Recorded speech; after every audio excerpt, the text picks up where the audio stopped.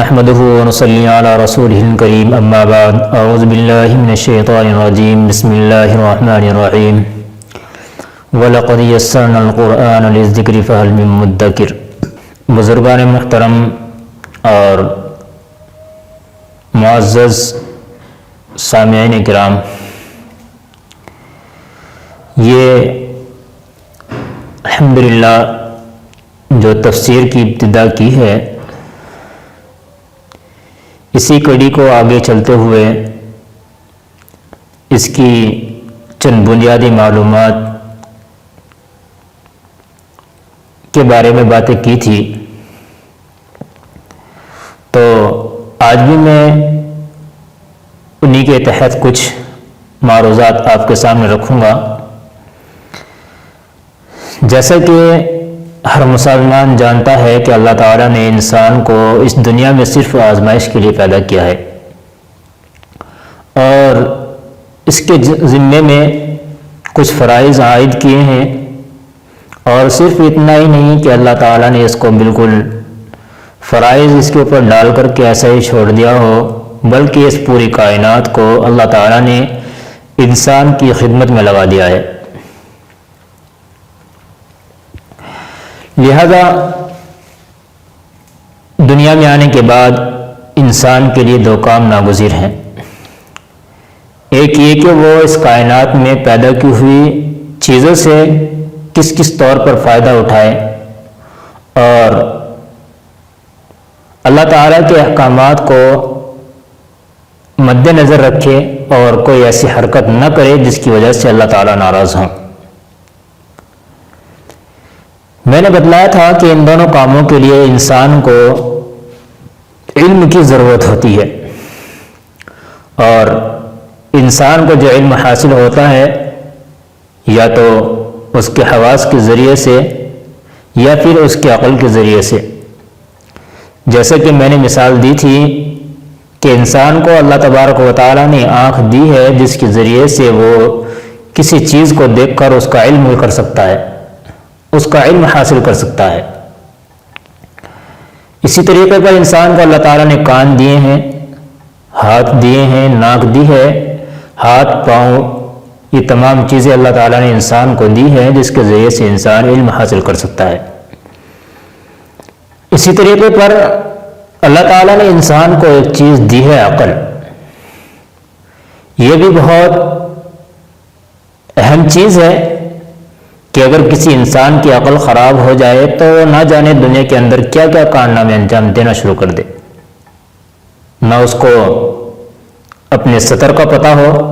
نہ اس کو کھانے کا پتہ ہو، نہ اس کو پینے کا پتہ ہو، نہ اس کو پاخانے اور پیشاب کا پتہ ہو، بس یوں ہی در در مارا دنیا میں پھرتا رہے۔ مثال کے طور پر آپ کو اللہ نے آنکھ دی ہے،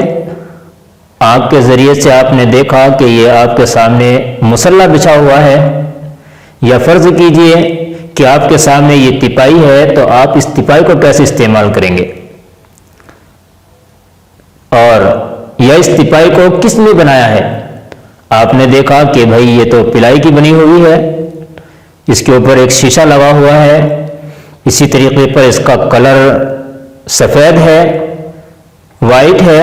تو آپ نے یہ تمام چیزیں جو حاصل کی ہیں یہ صرف آنکھ، کان اور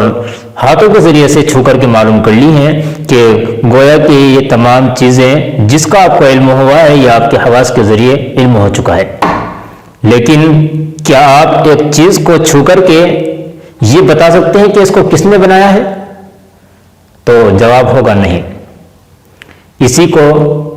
عقل کہا جاتا ہے۔ آپ نے دماغ لگایا، آپ نے دماغ دوڑایا، اور آپ نے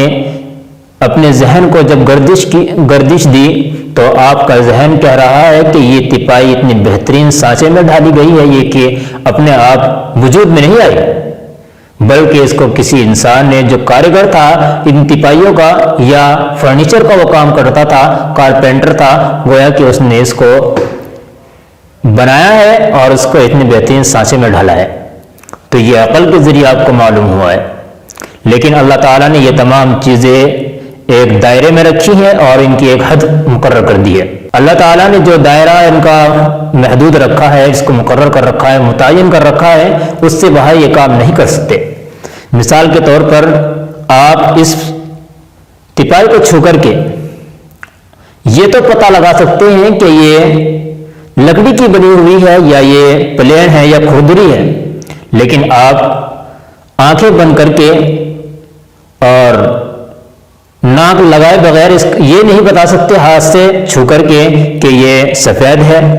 یا کالی ہے، یا اس کی خوشبو نہیں بیان کر سکتے صرف ہاتھ لگا کر کے۔ تو اس سے پتہ چلتا ہے کہ انسان کو جو اللہ تعالیٰ نے حواس دیے ہیں، ان کی حد مقرر کر دی ہے، ان کا دائرہ کار ہے۔ چنانچہ بہت سی چیزیں ہیں جو عقل کے دائرے میں آ جاتی ہیں، لیکن بہت سی وہ چیزیں ہیں جو عقل میں نہیں آتی۔ جیسا کہ اسی تپائی کو لے لیں، آپ کو یہ تو معلوم ہو گیا کہ یہ کسی انسان نے بنائی ہے، کسی انسان کے وجود میں لانے سے یہ وجود میں آئی ہے، لیکن آپ یہ بیان نہیں کر سکتے کہ اللہ تعالیٰ اس تپائی کو کس طریقے پر استعمال کرنے سے راضی ہوں گے اور کس طرح استعمال کرنے پر اس کے ناراض ہوں گے۔ چنانچہ اس کے لیے انسان کو وحی کی ضرورت ہوتی ہے، اور وحی ایک ایسی چیز ہے جو اللہ تبارک و تعالیٰ فرشتے کے ذریعے سے اپنے بندوں میں سے کسی کو چن کر اس کے اوپر فرشتے کے ذریعے نازل فرماتے ہیں۔ یہ آپ حضرات کو معلوم ہے کہ نبی کریم صلی اللہ علیہ وسلم پر قرآن کریم کا جو نزول ہوا ہے وہ تمام کا تمام وحی کے ذریعے نازل ہوا ہے۔ حضرت جبریل علیہ السلام قرآن کریم کو لے کر آیا کرتے تھے۔ چنانچہ اسی وحی کے بارے میں آتا ہے کہ حضرت صلی اللہ علیہ وسلم پر مختلف طریقوں سے وحی نازل ہوتی تھی۔ بخاری شریف کی حدیث ہے، حضرت عائشہ رضی اللہ تعالی عنہ فرماتی ہیں کہ ایک مرتبہ حضرت حارث بن ہشام رضی اللہ تعالی عنہ نے حضرت صلی اللہ علیہ وسلم سے معلوم کیا کہ آپ پر وحی کس طرح نازل ہوتی ہے، کس طریقے پر آپ کے اوپر وحی آتی ہے۔ تو آپ صلی اللہ علیہ وسلم نے فرمایا کہ کبھی تو مجھے گھنٹی کی سی آواز سنائی دیتی ہے، اور وحی کی یہ صورت میرے لیے بہت دشوار اور زیادہ سخت ہوتی ہے۔ پھر جب یہ سلسلہ ختم ہو جاتا ہے تو جو کچھ بھی اس آواز نے کہا ہوتا ہے مجھے یاد ہو چکا ہوتا ہے، اور کبھی فرشتہ میرے سامنے ایک مرد کی صورت میں آ جاتا ہے۔ اس حدیث میں آپ صلی اللہ علیہ وسلم نے وحی کی آواز کو گھنٹی کی آواز سے جو تشبیہ دی ہے، شیخ محی الدین ابن عربی رحمہ اللہ نے اس کا مطلب یہ بیان کیا ہے کہ ایک تو وحی کی آواز گھنٹی کی طرح مسلسل ہوتی ہے اور بیچ میں ٹوٹتی نہیں ہے، دوسرے گھنٹی جب مسلسل بجتی ہے تو عموماً سننے والے کو اس کی آواز کی سمت متعین کرنا مشکل ہوتا ہے، کیونکہ اس کی آواز ہر جہت سے آتی ہوئی محسوس ہوتی ہے، اور کلام الہی کی بھی یہ خصوصیت ہے کہ اس کی کوئی ایک سمت نہیں ہوتی، بلکہ ہر جہت سے آواز سنائی دیتی ہے۔ اس کی کیفیت کا صحیح ادراک تو بغیر مشاہدے کے ممکن نہیں، لیکن اس بات کو عام ذہنوں سے قریب کرنے کے لیے آپ صلی اللہ علیہ وسلم نے اس آواز کو گھنٹیوں سے تشبیہ دی ہے۔ جب اس طریقے سے آپ صلی اللہ علیہ وسلم پر وحی نازل ہوتی تو آپ پر بہت زیادہ بوجھ پڑتا تھا۔ حضرت عائشہ رضی اللہ تعالیٰ عنہ اسی حدیث کے آخر میں فرماتی ہیں کہ میں نے سخت جاڑوں کے دن میں آپ پر وحی نازل ہوتے ہوئے دیکھی ہے۔ ایسی سردی میں بھی جب وحی کا سلسلہ ختم ہوتا تو آپ کی پیشانی مبارک پسینے میں شرابور ہو چکی ہوتی تھی۔ ایک اور روایت میں حضرت عائشہ فرماتی ہیں کہ جب آپ پر وحی نازل ہوتی تو آپ کا سانس رکنے لگتا، چہرہ انور متغیر ہو کر کھجور کی شاخ کی طرح زرد پڑ جاتا تھا، سامنے کے دانت سردی سے کپکپا اٹھتے تھے، اور آپ کو اتنا پسینہ آتا کہ اس کے قطرے موتیوں کی طرح ڈھلکنے لگتے تھے۔ وحی کی اس کیفیت کو بعض اوقات اتنی شدت پیدا ہو جاتی کہ آپ جس جانور پر اس وقت سوار ہوتے وہ جانور بوجھ کی وجہ سے بیٹھ جایا کرتا تھا، اور ایک مرتبہ آپ نے اپنا سر مبارک حضرت زید بن ثابت رضی اللہ تعالی عنہ کے زانوں پر رکھا ہوا تھا کہ اسی حالت میں وحی نازل ہونی شروع ہو گئی۔ اس سے حضرت زید رضی اللہ عنہ کی ران پر اتنا بوجھ پڑا کہ وہ ٹوٹنے لگی۔ وہ بیان کرتے ہیں بعض اوقات اس وحی کی ہلکی ہلکی آواز دوسروں کو بھی محسوس ہوتی تھی۔ حضرت عمر فرماتے ہیں کہ آپ صلی اللہ علیہ وسلم پر وحی نازل ہوتی تو آپ کے چہرہ انور کے قریب شہد کی مکھیوں کی سی بنبناہٹ آواز سنائی دیتی تھی۔ یہ مختلف طریقے ہیں آپ صلی اللہ علیہ وسلم پر وحی کے نازل ہونے کے۔ اب چونکہ وقت کی قلت ہے اس لیے کچھ وحی کی صورتیں اور بھی ہیں، اور ایک صورت میں بیان کر دوں۔ ایک صورت وہ ہوا کرتی تھی کہ فرشتہ کسی انسانی شکل میں آپ صلی اللہ علیہ وسلم کے پاس آ کر اللہ تعالیٰ کا پیغام بھیجتا تھا۔ ایسے مواقع پر حضرت جبریل علیہ الصلوۃ والسلام حضرت دحیہ کلبی رضی اللہ تعالیٰ عنہ کی صورت میں تشریف لایا کرتے تھے۔ البتہ بعض اوقات کسی دوسرے صحابی کی صورت میں بھی تشریف لائے ہیں۔ بہرکیف جب حضرت جبریل علیہ الصلوۃ والسلام انسانی شکل میں وحی لے کر آتے تو نزول وحی کی یہ صورت آپ صلی اللہ علیہ وسلم پر سب سے آسان ہوا کرتی تھی۔ اور